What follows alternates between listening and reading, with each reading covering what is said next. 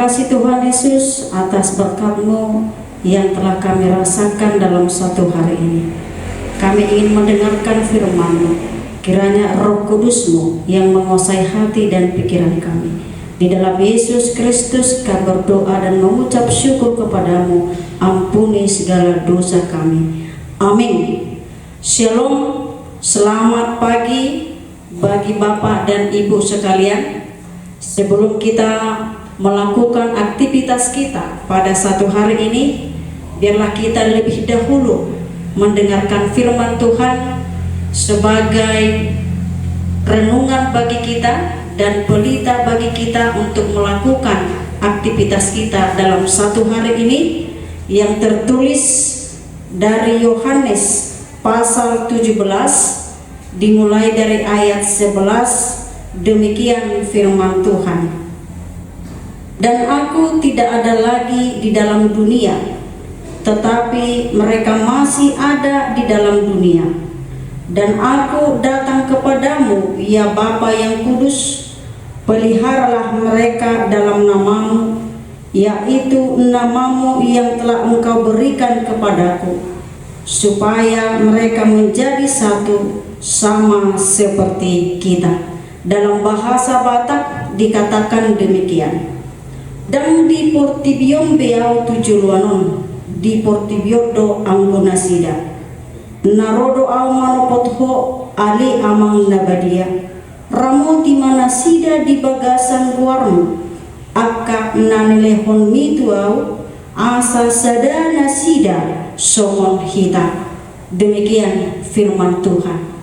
Saudara-saudari yang dikasihi oleh Yesus Kristus, setiap orang pasti pernah mendoakan keluarga, mendoakan sahabat, mendoakan saudara-saudaranya.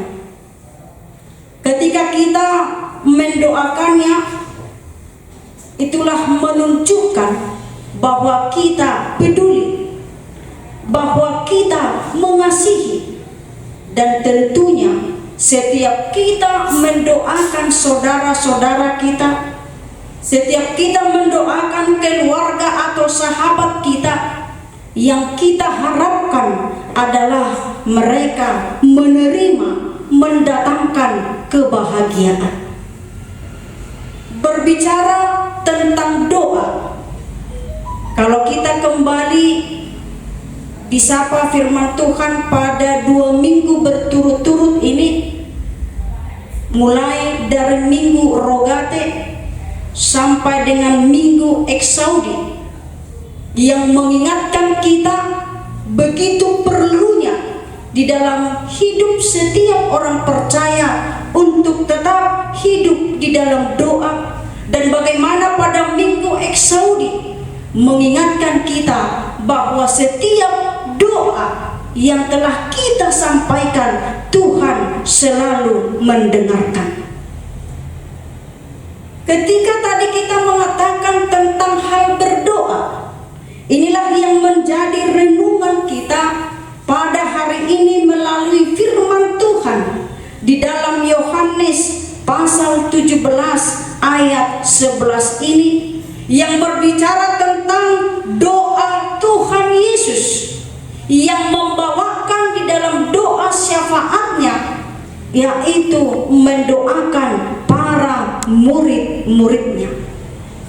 Doa ini disampaikan oleh Yesus kepada Allah Bapa ketika Yesus melihat dan ketika dia menyadari bahwa telah tiba saatnya untuk berpisah dengan murid-muridnya. Tetapi sekalipun perpisahan itu terjadi antara Yesus dan murid-muridnya, tetapi Yesus selalu memberikan yang terbaik bagi murid-muridnya, yaitu dengan harapan ketika tiba saatnya perpisahan itu, ketika Yesus tidak lagi bersama dengan murid-muridnya, tetapi pemeliharaan Tuhan tetap berada di tengah-tengah kehidupan para murid-muridnya.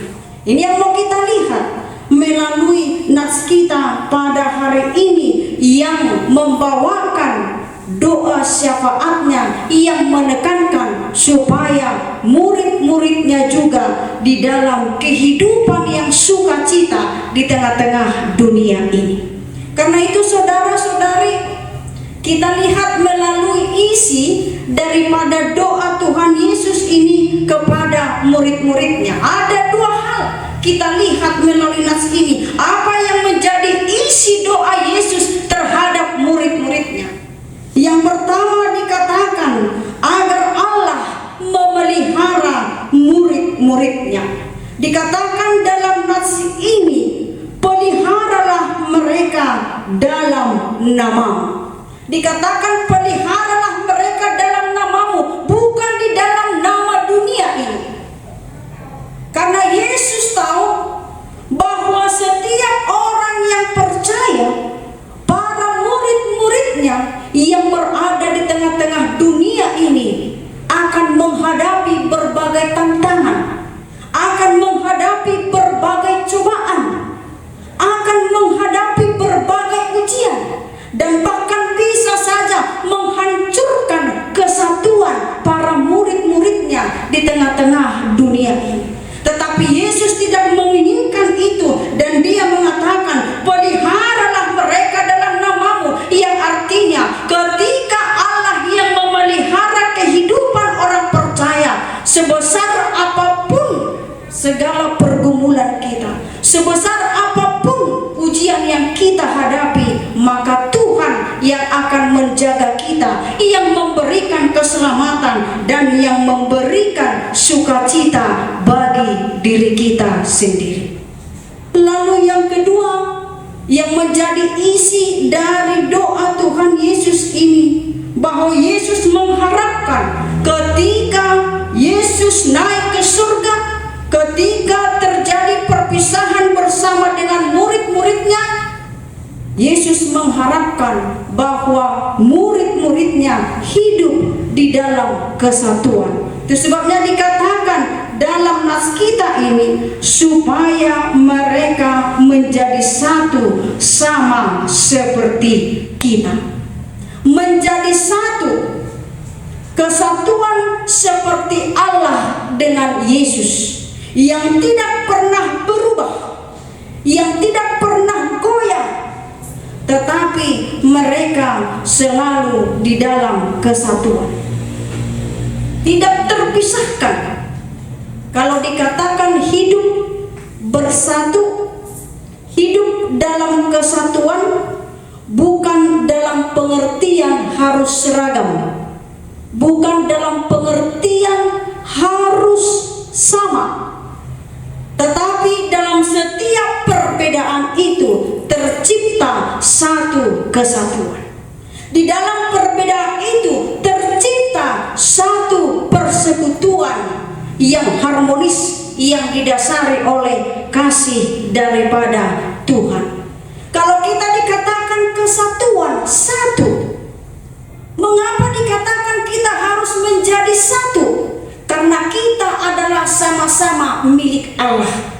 Saudara-saudara kita, siapapun kita ini di dunia ini adalah milik Allah. Ketika kita menyadari diriku, kita saudara-saudara adalah milik Allah, kita hendaknya tetap hidup di dalam keharmonisan, hidup di dalam kesatuan. Kalau dikatakan satu, berarti tidak ada dua.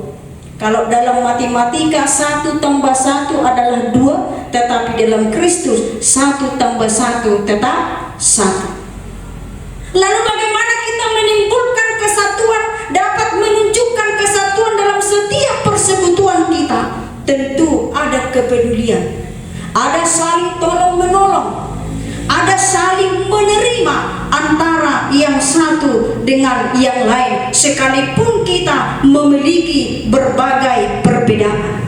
Secara khusus pada saat ini kita berada di dalam situasi pandemik virus corona ini, kita sekarang diajak sebagai umat Allah, sebagai milik Allah, hidup di dalam bergandengan tangan.